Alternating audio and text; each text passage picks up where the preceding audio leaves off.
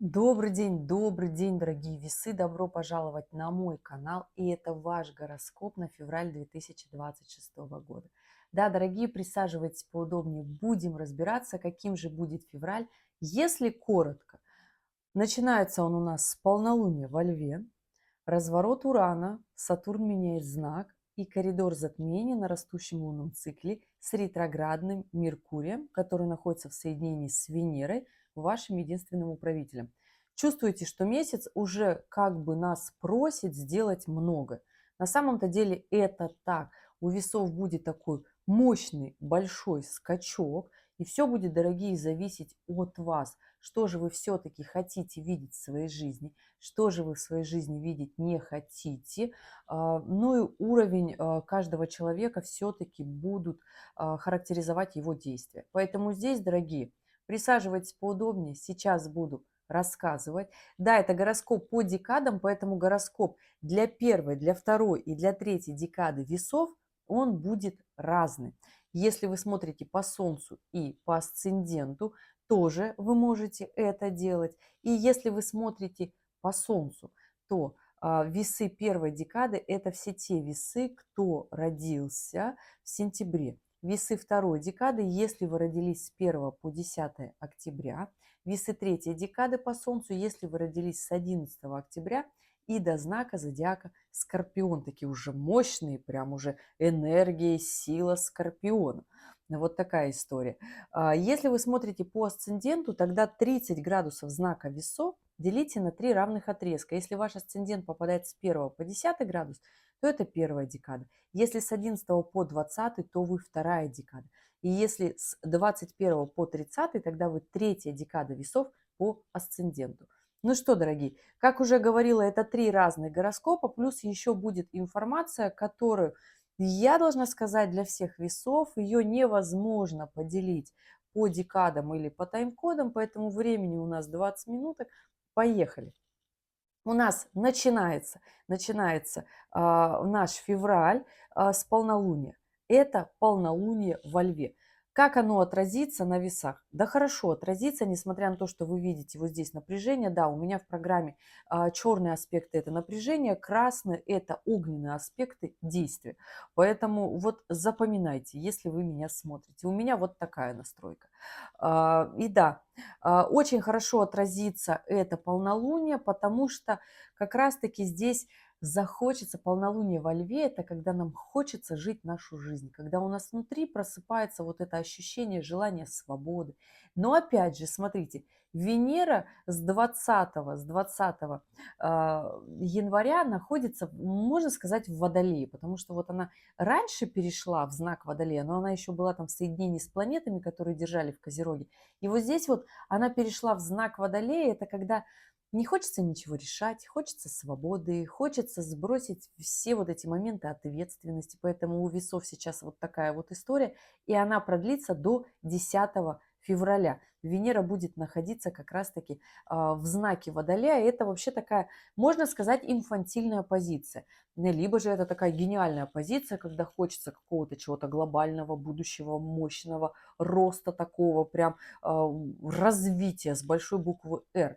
Опять же, не все к этому приходят. У нас у каждого есть свои грани, определенный момент усталости. И февраль – это завершающий, можно сказать, месяц последних 1,5–2 лет всех наших страданий, переживаний, волнений, действий, которые раньше не принесли никаких плодов.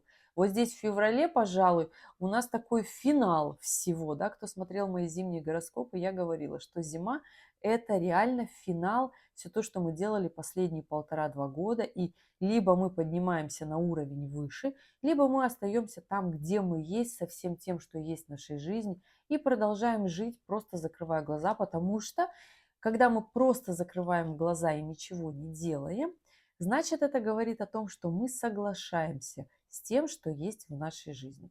Так вот, до 10 февраля будет такое разное состояние, потому что здесь все-таки желание как-то все бросить, либо все будет наоборот вести вас к тому, чтобы вы все бросали, а вы будете держаться за стабильность, держаться за то, к чему вы привыкли. Опять же, сложность будет здесь держаться за старое, потому что напряженный аспект с Ураном, что-то в себе все равно придется поменять, да, хотя бы какую-то нотку своего мышления. Это я говорю сейчас для всех весов, это неплохо. Это неплохо, потому что с 26 апреля 2026 года Уран перейдет в знак Близнецы, и у весов начнет очень сильно, и очень быстро меняться жизнь. Да даже о чем я говорю, уже у весов первой декады будет очень сильно меняться жизнь уже с 26 января 2026, когда Нептун перейдет в знак Овна. Вот такая история, да. И 14 февраля будет, конечно же, тоже это заметно. Сатурн тоже перейдет в знак Овна. Поэтому месяц у нас такой мощный, требует от каждой декады своего движения, роста. Да. Если, например, у весов первой декады, да, на момент этого полнолуния и вообще этой весны приходящей, да, то есть февраль, можно сказать, такой заключительный месяц, еще вот кто насколько оставит это послевкусие февраля у себя, да, зависит от каждого отдельного человека. Может, коридор затмений 3 марта закончится, и вы такие встали, оп, и все в моей жизни по-новому, да. Поэтому здесь тоже нужно понимать, что я общий гороскоп рассказываю, а если у вас свой собственный вопрос, пишите в комментариях, пишите свою дату, время и место.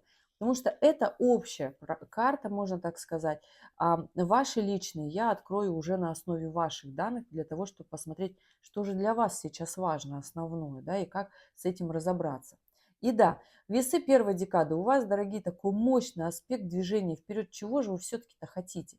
Для чего были последние 1,5-2 года? К чему привели все ваши действия? Потому что и Нептун уже на 1 февраля будет в Овне, да, то есть это оппозиция к весам первой декады, а это либо какой-то чрезмерный романтизм и иллюзии, да, в которых вы очень сильно заблуждаетесь, либо полная смена вашего характера, да, либо это какие-то депрессивные качества, какие-то зависимости, либо это какие-то напряженные ситуации в семье, в жизни, когда розовые очки сбрасываются, такое все меняется, и мы-то думали, что это вообще все по-другому, а это вот так, да, когда мы очень долгое время закрывали глаза на какие-то определенные вещи. И если говорить следом, то 14 февраля Сатурн меняет знак, и это заметит, естественно, тоже весы первой декады. На других весов пока влияния не будет от Сатурна. А здесь что? Сатурн – это планета, которая всегда заставляет нас социализироваться, действовать, двигаться вперед в социальном плане, зарабатывать деньги, когда резко нужно взрослеть и становиться ответственным. То есть это напряженные отношения либо с мужем, либо с начальником на работе, либо с папой, либо с любым лицом мужского пола, либо с каким-то очень ответственным. То есть это бюрократия, это закон, если где-то возникли какие-то вопросики с этим, да. Поэтому понимайте весы первой декады, какой будет у вас февраль. И если вы уже на момент просмотра этого гороскопа в конце января понимаете, к чему все идет, у вас есть еще окошечко, 2-3 недели все поменять и в финансовом плане, и в личной жизни. Но в личной жизни, как правило, это должны делать оба, да. Поэтому здесь, конечно, в финансах самая хорошая история в феврале будет у весов первой декады – это закрывать долги, если они у вас есть, либо же получать новую должность, новую ответственность, то есть социальный рост. Такие истории. Весы второй декады. Для вас очень гармонично повлияет это как раз-таки полнолуние. Это полнолуние 1 февраля. И да, Юпитер из второй декады рака будет максимально вам делать аспект такой, квадратура напряженной, когда мы недовольны. То есть это тот момент, когда мы понимаем, что нам не нравится наша жизнь, что нам хочется в ней что-то поменять, когда мы недовольны своим ростом, положением. И да, в начале февраля эта история будет очень хорошо работать. Хотя вот социально реализованные люди почувствуют уже и в конце января эту историю. Поэтому здесь прекрасно. Прекрасно понимаете, что если вам хочется жить по-другому, если вам хочется жить в другом месте, если вам хочется, чтобы ваша работа была другой, здесь нужно приложить усилия. Если вам нужны отношения и вам вообще в отношениях нужно что-то, про это говорите. Просто так ничего не будет. Вот так, февраль – это не тот месяц, когда нам просто так что-то дадут, а когда Венера, ваш управитель, перейдет 10 февраля в знак Рыбы, это я сейчас всем весам говорю, да, то тогда появится вообще желание лежать, ждать, ничего не делать, особо не напрягаться, либо уйти в какие-то зависимости, в депрессивные состояния, подождать, либо там, если вы делаете какой-то выбор, то есть это жалко, не жалко, не могу выбрать, не могу определиться. То есть вот такая история, дорогие весы. И это хорошо просто понимаете, что с 10 февраля будет такое какое-то размытое состояние, потому что ну, Венера в прямом смысле будет в воде, в рыбах. Вот так и есть. И да, весы третьей декады сейчас спросите меня, Женя, что делать? Что делать, что делать? Максимально договариваться, максимально коммуницировать, максимально расти, не тормозить, не давать себе какую-то слабиночку, которая бы вас останавливала. Хотя у весов третьей декады, если мы просмотрим вообще, если мы просмотрим этот гороскоп, у вас нет таких каких-то очень мощных и очень сложных вопросиков. Вот если они у вас были в декабре, и в январе, в декабре 25 и в январе 2026, да, то Юпитер, он уже вышел, он уже во второй декаде рака, то здесь весы третьей декады у вас такие очень мощные движения будут, если вы, конечно, сами захотите их сделать, потому что на начало февраля таких каких-то очень мощных аспектов не будет, кроме того, что вот вам хоть захочется потусоваться, опять же, Венера в Водолее, если это что-то такое глобальный какой-то план, какая-то такая тусовка, заработать, договориться, очень хорошая история. Если это просто потратить деньги, потусоваться, по итогу даже в конце февраля уже скажете, так, почему было это желание вот так бездумно потратить свои деньги. И здесь вопрос про покупки, да, которые меня очень часто спрашивают. Рассказываю, покупки в этом феврале, покупки и продажи перед тем, как я начала рассказывать про коридор затмений и вообще историю конца февраля, как у нас все это с вами сложится, да? Опять же, опять же, покупки. Если вы хотите приобрести что-то такое большое, мощное, например, недвижимость, дом себе давным-давно хотели, квартиру в новом благоприятном месте, в благоустроенном. Конечно же, эта история, если вот она у вас сложится в конце января и первая неделя февраля, будет очень хорошо. Вот будет прям классно. Если она у вас отложится на конец февраля, есть там моментик, причем даже там у нас ретроградный Меркурий еще включится, тоже даже в период ретроградного Меркурия тоже получится хорошо, то есть такое что-то мощное, основательное. У весов, скажу сейчас, первой декады история будет складываться с покупками, когда Сатурн перейдет, но это будут напряженный аспект, да, от него, от Сатурна и Нептуна. То есть здесь тоже нужно это прекрасно понимать, на каких эмоциях и какие силы у вас будут, да. Но это тоже такое, на напряженных аспектах покупаются те покупки, которые очень долго хотели и все не получалось. А так как Сатурн всего лишь одну петлю будет делать Солнцу весов первой декады, он потом уйдет. Он вернется, но вот уже не дотянется до тех весов, кто очень близко к девам родился, понимаете, да? Поэтому конец февраля, март, у весов первой декады хорошая история на приобретение недвижимости. Приобретайте, дорогие.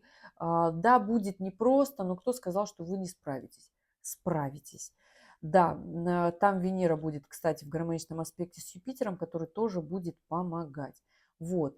Весы второй декады у вас с покупками. Если, дорогие, это история покупок, которые вот такие очень важные, очень нужные. Опять же, хорошая история с покупками конец января, первая неделя февраля. Потом это только если по необходимости, там, например, инструменты своего труда, что-то интеллектуальное нужно для работы, обучения, образования. На права вы решили сдать. Тоже хорошая история будет в этом, кстати, феврале, в конце февраля и в начале марта. Тоже хорошее обучение. Все, что связано на будущем с профессией, да. Если это, опять же, какие-то покупки для того, чтобы пустить пыль кому-то в глаза, так себе история. Если это история для того, чтобы, там, не знаю, кому-то угодить, нет. Просто по прихоти, будет потом просто жалко. Будет потом жалко, когда после 10 февраля Венера перейдет в знак рыбы. По романтизму очень хочется, по иллюзорности потратить деньги. Но подождите, пока Венера перейдет в знак Овна, там хотя бы будет хоть какое-то ощущение, мое, не мое, нравится, не нравится. А тут вам же будет казаться, пока Венера идет по рыбам, а она до 3 марта будет идти по рыбам, будет ощущение, что вот мне вроде как хочется, нравится, всегда хотел такой романтизм, знаете. Вообще в идеале, когда Венера перейдет в знак Тельца, там уже четкий, понятные, такие покупки, приземленные. Потому что когда ваш управитель приземленный, вы понимаете, нужно вам это или не нужно, это максимально четко и понятно. Весы третьей декады про покупки, эта история, конечно же, ну, мощная, фундаментальная, я уже говорила, основательные покупки, конец января, начало февраля.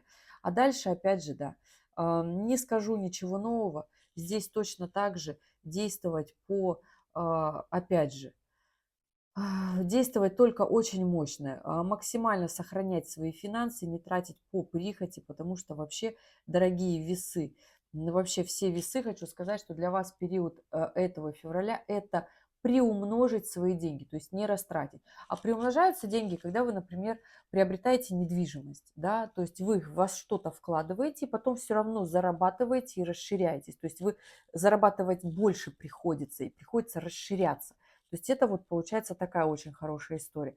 Вообще, если говорить про весов на этот коридор затмений на февраль, очень такая мощная история. Да? Коридор затмений начинается с 17 февраля, заканчивается 3 марта. Начинается он новолунием в Водолее, либо же это солнечное затмение, и заканчивается он полнолунием в Деве. Чувствуете вообще, да, вот не легкое, не воздушное, а полнолуние в Деве, и это будет лунное затмение. Да, это растущий лунный цикл, в котором я не скажу вам сидеть сложа руки. Наоборот, этот февраль для того, чтобы вот мы ускорились и вот так вот взлетели очень четко на, на тех моментах, что будут у нас первые 10 дней февраля, когда у нас почти все планеты в Водолее, благоприятная позиция для весов, реально вот так на ускорение. Здесь главное, как я всегда говорю, нужно написать свой такой мощный план, чего же вы хотите, и начать делать, реализовывать. Северный кармический узел будет в соединении с Венерой. Венера, опять же, про что ваш управитель? Про любовь, красоту. Опять же, это такой большой, мощный вопрос красоты к себе, любви к себе. Насколько вы себя ощущаете счастливым человеком? Такой мощный вопрос вообще всего этого февраля, да? Живете ли вы свою жизнь, нравится она вам или не нравится, потому что основной такой маркер – это когда ваша жизнь вам нравится. Это такая весовская история. И если вы понимаете, что вы делаете в своей жизни все, и вам все не нравится, тогда от вас бесконечно уходят силы, тогда, естественно, невозможно говорить ни про какой рост. И здесь истории очень разные. Кто-то, наоборот, на этих эмоциях, осознаниях может включиться и начать все в своей жизни менять, кто-то, наоборот, будет в депрессивном состоянии в каком-то пребывать, себя жалеть, страдать, переживать и особо-то ничего не делать. Поэтому все зависит, естественно, от каждого из нас. Я опять же говорю, что никаких таких страшилок в этом феврале нет. Сложность коридора затмения в чем? То, что это эмоциональный период, то, что это период, когда эмоций очень много. Это усталость, во-первых, накопленная за последние 1,5-2 года, когда вот все события бесконечно у каждого, они в жизни своей происходили. И вот здесь будет реально финал, то есть большой всплеск эмоций, но начнется это уже в начале февраля. Здесь нужно это просто четко понимать. 3 марта у нас по итогу лишь момент того, получится у нас или не получится. Опять же, сейчас вы меня спросите, ретроградный Меркурий. Да, ретроградный Меркурий у нас находится в рыбах, он в соединении с Венерой будет начинать свой путь. При всем при этом эта история договорится, эта история опять включится в свою жизнь. Все новое в будущее, потому что ретроградный Меркурий в соединении с Венерой, ну даже вот здесь еще конец коридора затмения 3 марта, да, я отключила астропроцессы. И здесь момент, что если ваши действия, взоры и все будет включено на ваше будущее, на развитие, не сидеть на месте, не утопать в депрессивных состояниях, хотя здесь Венера начинает сходиться в марте в соединении с Нептуном. А это история, когда нам хочется верить в иллюзии, когда нам хочется верить в сказку, когда нам хочется потратить деньги на какую-то такую романтичную штуку, потому что вроде как просто хочется, желание вот такое. Понимаете, о чем я говорю? Но следом, туда дальше, в марте, Венера же будет еще и в соединении с Сатурном, который даст приземленности, который даст ответственности, понимания, да. И уже там вторая неделя марта, она будет продуктивнее, чем первая. Опять же, все будет зависеть от февраля, как его начнем, так его и завершим. Точно сюда же и коридор затмений, и про ретроградный Меркурий. Вот смотрите, писали мне уже: Женя, что делать с февральским ретроградным Меркурием? Да хорошо же с ним все, смотрите, он и в марте там в прекрасном, гармоничном просто аспекте с Юпитером, поэтому здесь просто двигаться вперед, просто развиваться, нарисовать себе большой мощный план, и тогда все получится. Это про весов первой декады, это про весов второй декады. Весы третьей декады, если вы собрались участвовать в этой жизни, если вы не решили отдохнуть, да, как-то вот ничего не делать. Ну вот если решили ничего не делать, отдыхайте. А если решили ускориться и двигаться вперед, тогда двигайтесь, у вас тоже все получится. И в феврале, и в марте уже на более таких, на приземленных эмоциях, когда Венера перейдет в знак Овна, захочется дерзко вот так очень мощно идти. Но там уже будет другой гороскоп, мы уже будем, как говорится, этот гороскоп смотреть из того, что у нас есть, да, каждый на своей ступенечке, каждый на своем уровне. И здесь, понимаете, нет хороших и плохих. Самая основная такая история в этом феврале – это иметь свою голову на плечах, спокойный разум и адекватность, потому что коридор затмения – это эмоциональный период. Эмоциональный период, и да, у нас там Венера будет рядышком крутиться, поэтому весов, конечно же, все это будет цеплять. Но основная история этого февраля, с чего начинается у нас 1 февраля полнолуние, это львовская история самоценности, гордыни, даже гордости, можно это так сказать, чтобы понимать, чего вы стоите, чего вы хотите, чего вы достойны. То есть здесь я не из такого напыщенного, да, а из реально приземленных состояний вашей жизни. Чего же вы все-таки хотите? И вот если вы хотите жить хорошо, тогда включайтесь и делайте максимум. Если вас абсолютно все устраивает, тогда оставайтесь там, где вы есть. Только не надо себя за это съедать и своих близких, потому что получится все-таки поругаться. Не ругайтесь первую половину февраля. Он такой заряженный вообще максимально, потому что Венера в квадратуре с Ураном. Понимаете, о чем я говорю? Там и Меркурий в квадратуре с Ураном. Вот такой гороскоп. Если остались вопросы, дорогие, спрашивайте в комментариях, я в режиме свободного времени отвечу. Ну, увидимся в следующем ролике, если вам интересно, что же будет там дальше. Гороскоп на 2026 год для весов уже вышел. Там каждый месяц рассказала, что же нас ждет и как менять свою жизнь, естественно, по декадам.